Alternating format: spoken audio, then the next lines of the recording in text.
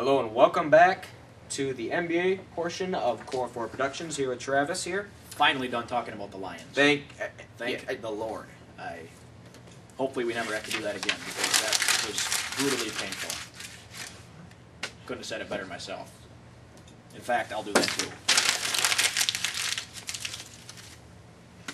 And the NBA. If the playoffs started today, we're going to cover that right now. In the West, we'd have the Lakers versus the Mavericks, the 1 and 8 seed. Lakers, of course. Nuggets and the Hornets. That's a bit of a good one. That'd be an excellent series to watch. Chauncey. I don't know. Chris Paul's pretty darn good. David West. It'd be a great series. Blazers and the Rockets. That's also a good one. McGrady's going to be out for that one, though. And the Spurs and the Jazz. Spurs. I think the Spurs will take that one. In the East, we have the Cavaliers and the Bucks are hanging on to the playoff spot right now. Yavs. And the Magic and the Pistons. I don't know. Pistons did beat the Magic, you know. Magic can't contend with Pistons, I would tell you. And the Hawks and the Heat. That'd be a great series as well. And we also have the Celtics and the 76ers if the playoffs were to start today. That's a 2 and the 7. I think the C's would take that one pretty well. The 76ers did have some success in the playoffs last time, but I don't think they can match the NBA champions necessarily. And more news around the NBA. Hold on. Breaking news. He does? Breaking news.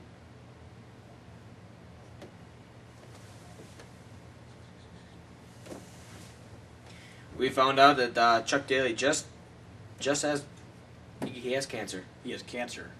You know, the owner of the Pistons. Chuck Daly, the owner of the Pistons with cancer. This is Tampa Bay Lightning. Breaking news just coming into us right now. This is bad. This is not good. He led us to 2 championships. I mean, what more can you ask for? I mean, this is a sad day for Pistons fans. You know, our prayers are with Chuck Daly. Thoughts and prayers. That's not good news. On the other note, Shaq. Shaquille O'Neal. Shaq. A lot of controversy with Shaquille O'Neal this week. Check how this says. Flopping. Flopping with a capital F. Eng. Yeah. That means more than one. Right.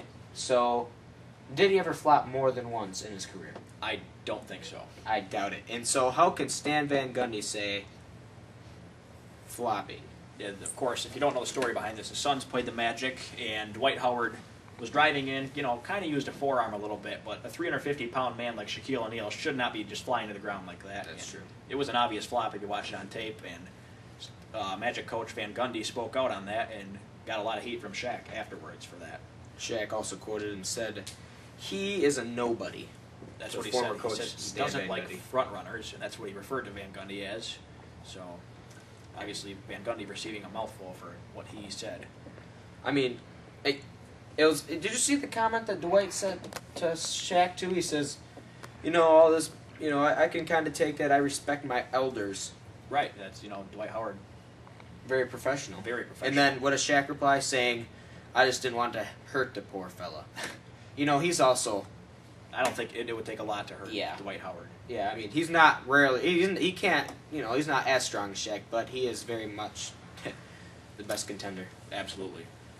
And Carmelo Anthony, another superstar in the news this week, refuses to come out of the game in a substitution. Now, as an NBA player, as a basketball player in general, I mean, you don't refuse to come out of the game when your coach, in this case George Karl, calls you to the bench. You know, when I was playing a township game back, I don't know, 2004, I had a kid named Ryan. He was a pretty good point guard, and he was missing shots, whipping the ball around. He threw it at one of the refs. The refs was telling him to get out. He wouldn't get out. That's what reminded me of when Carmelo Anthony just wouldn't come out of the game. It's just child's play. You know, and give a lot of credit to George Karl, too, for not giving him the superstar treatment. He went out and suspended him for a game, and that happened to be against Detroit, which was good for them because they went on to win. Detroit is 2-0 against their former Detroit Piston. Yeah. What about that intro for Chauncey at the Palace? Excellent. 2 minutes move by the fans. Right after he announced the 4 starters, Nene and all them, Martin and all. After he announced all them, he says, and he couldn't even say and now. The whole place goes nuts. Standing ovation, certainly well deserved. Throwing crap. The fans love him. And how do you think Dumars felt during that? I think he felt pretty uncomfortable. Yeah, I mean that's pretty much a Darko move right there. I think that was one of the worst moves we ever made. You know, as far as I mean, absolutely. it's good that we got rid of a point guard because of upcoming star, Stuckey, but right. we did not need another point guard. Right. We didn't. We needed a big man, but, I mean, what can you do? He's smart. And the Pistons obviously beat 3 very good teams in a row. They beat the Magic last Friday, the Celtics on Sunday. Division leaders. Division Just to let you leaders, know. right. And the Nuggets, obviously, this past Wednesday. And all without Iverson. So is that coincidence, or is that... No, I mean, if you looked even in the papers, I have been reading the papers, I get texts from him all the time. They've stated, first from Curry, which I really don't care because he's one of the worst coaches, and, pretty much, but besides Dick Vitale, he was our worst coach back in, 50s, 60s, something, 70s, I don't know. Right. We had 12 wins. But anyways, he quoted that Iverson is not a fit for us, and he should not be playing. But who also, what I thought was a very unprofessional move, but it was pretty cool because, I don't really like Iverson, was the general manager, DeMars. He also said that you are not a fit, you will not be playing. So that kind of made me feel good, but in another way, it kind of was very unprofessional. Of course, last week we covered Richard Hamilton. We can move to the bench. Obviously, he's back in the starting lineup now. Iverson will be benching. Iverson needs to be the water boy. And Will Bynum stepping up, too. He's doing a good. job. Him and Herman. Him and Walter Herman. Man, The bench he's is a stepping chick up. magnet. But my question is, where's Aflalo? Where is he? The defense. He's got he's got just as good as defense as Tayshaun. Guard up, but For his size, definitely. very good. And Iverson's going to be out for 2 weeks for sure, but some people even question whether he'll play at all this season. Which I hope not. I mean, maybe if we can get him in the first couple games of playoffs to see if he's hot or not. Right. But if he's not, what we're doing, we're toying with him. We played with him and we made him just hold the ball back too much and not shoot. We either have to have him be a complete ball hog and just take over the game, or just kick him out at all. Because you can't have him in the middle. He's not like that. He's got to have people to make him score. We're not set up like that. We never were, except when Stackhouse came. But that was totally different. He's not really the answer right now. He's the cancer. Ironic joke here with our breaking news, but that was man. I mean, it fits. JJ, what are you doing?